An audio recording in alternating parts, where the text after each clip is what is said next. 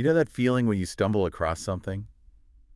Or something really special, something that just clicks and makes you look at things a bit differently. Mm. That's kind of the journey we're taking today. We're heading, virtually at least, to this remote spot in Scotland. Way out west. Yeah, where old school whiskey making is meeting some really um, groundbreaking green ideas. We're going to dig into Ardnamurchan Distillery. Exactly. Ardnamurchan. It's pretty new, actually, only set up in 2014. Right.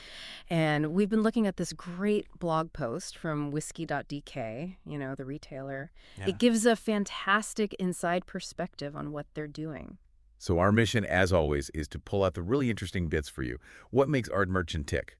Why should you pay attention? It's this mix, isn't it? Heritage, new ideas, and this real environmental focus. It really is. And let's start with the heritage part, because it's not like they just popped up out of nowhere. No. No, the blog points out they were founded by Adelphi.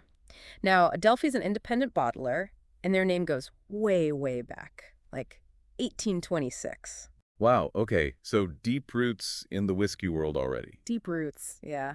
Which makes you think, having bottled all that whiskey, they must have had a pretty clear vision for what they wanted to make when they started distilling themselves. That makes sense. They'd know what works, what people love. And it wasn't quick, was it? The article mentioned, what, 7 years? 7 years.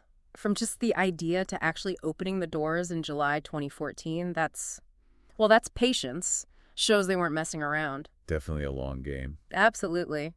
And the place itself, Glenbeg, on the Ardnamurchan Peninsula, Western Scotland. It sounds, well, stunningly remote. Right. Overlooking Glenmore Bay, Isle of Mull. Yeah. You can sort of picture it, can't you? This quiet, focused place. Totally. Though you do wonder about the practical side, getting supplies in and whiskey out from somewhere that remote. True. Must be a challenge. But maybe that isolation helps them focus on the goal, which, according to the source, is all about making, authentic Highland whiskey, but doing it respectfully. Respectfully, yeah. Towards nature, towards the local community. It's not just about the spirit in the bottle. It's like a whole philosophy. And what's really interesting, I think, is how they seem to nail that balance. Classic production methods side by side with this really modern green thinking. So tradition and innovation, not one or the other. Exactly. The blog really stresses that. They're aiming for top quality, but also serious environmental responsibility. They see them as going hand in hand. Which is maybe how it should be, right? You'd hope so. And Ardnamurchan seems to be proving it's possible. Okay, so let's talk about the whiskey itself. What's going into the casks? Well, the article details their mainstays, ex-bourbon and sherry casks. Standard practice for many. Pretty standard, yeah. But they specifically mention Oloroso and Capri-Ximenez sherry types. Ah, okay. So different styles of sherry influence there. Oloroso giving that nutty, dried fruit character. Yeah. And PX being much richer, sweeter. Exactly. It shows real intention in building flavor complexity. And it's not just those. They're playing around, experimenting. Oh, yeah. With what? The post mentions port casks, wine casks, even rum casks. Okay, interesting. So they're definitely exploring different finishes, looking for those unique notes. Seems like it. They're clearly not afraid to try things out to create something, well, a bit different, a bit nuanced. And are they going for smoky or non-smoky styles? Or both? Both. Yeah, they use peated and unpeated barley. Smart. Covers all bases. You get the smoky fans and those who prefer it cleaner. Mm-hmm. Peated, for anyone wondering, just means the barley's been dried using peat smoke.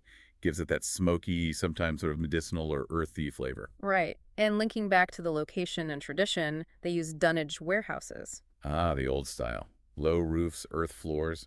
Exactly. Helps keep things cool and damp, which, combined with that West Scottish climate, means slow, gentle maturation. It really connects the whiskey back to its environment. And all sounds very considered, but you mentioned the green angle earlier. That seems like a huge part of the story here. Oh, it's massive. The blog makes it clear this isn't just, a bit of greenwashing. It's fundamental to how they operate. So what are they actually doing? Well, get this. They've got a biomass boiler, runs on wood chips, sourced locally. Okay, good start. Solar panels, too. And they're even using hydropower from rivers nearby to power some of the production. Hydropower. Wow, okay, they really are tapping into local resources. It feels like it, yeah. It's not just one thing, it's this whole integrated system. They seem to have looked at every stage. So it's not just about cutting emissions, it's about, like, a circular approach. That's exactly the impression I get. And listen to this, all the waste from production, the pot ale and draff, Yeah. recycled, either as animal feed locally or it goes towards biofuel. Nothing wasted. That's genuinely impressive. A closed loop. It really is. It kind of sets a benchmark, doesn't it? And even the bottles. Over 50% recycled glass, minimal packaging. They've thought it all through. Seems like it. It adds up to a real, measurable difference in their footprint. But it's one thing to do all this good stuff. It's another to be open about it. And they seem to be doing that too, with technology. Yeah, this is pretty cool. The QR codes on every single bottle. What do they do? Scan it, and you get the full story. Details on distillation, warehousing, even the bottling dates. Seriously? That much detail? Apparently so. The blog calls it a breakthrough for transparency in whiskey. And for us, trying to understand what's in the glass, that's amazing. That really is transparency, like a digital passport for your dram. Pretty much. And this sense of connection, it doesn't stop with the environment or the tech. It extends to the people, the local community. Right, because it's a remote area. Jobs must be important. Very. And the article says they're actively creating jobs, supporting local development. But there's this one initiative, the Ardnamurchan Trust. What's that? Get this. Local kids, around age 10, they receive a whiskey cask. A whole cask. Yeah. The idea is, years later, they can sell it, and the profit helps fund their education or maybe starting a career. Wow. That's incredible. Talk about investing in your community's future. Isn't it just? It really ties the distillery's success directly to the well-being of the next generation there. It's quite something. Adds a real human touch, beyond just being a business. Absolutely. It shows they see themselves as part of the fabric of the place. Now, for the serious whiskey fans listening, what about the actual liquid specs? Good point. The article mentions most official bottlings are around 46% to 50% ABV. Okay, a decent strength. Yeah, and crucially, non-chill filtered and natural color. Ah, the magic words from many enthusiasts. Right. Non-chill filtered means they're not removing fatty acids and esters that can cause haze at low temperatures, but which many believe carry flavor and texture, so keeping it more authentic. Exactly. It preserves more of the original character. And that 46–50% ABV range, it's often seen as a sweet spot, isn't it? Lets the flavor come through without being too fiery. Yeah, good balance. But they cater for the intensity seekers, too. Uh-huh. They do single cask releases at higher cask strength for that full power experience. Nice. So options for different tastes. Definitely. And it's worth pointing out, like the blog does, they're not certified organic, but their whole process screams respect for the environment. Right. The practices speak for themselves, even without the label. Precisely.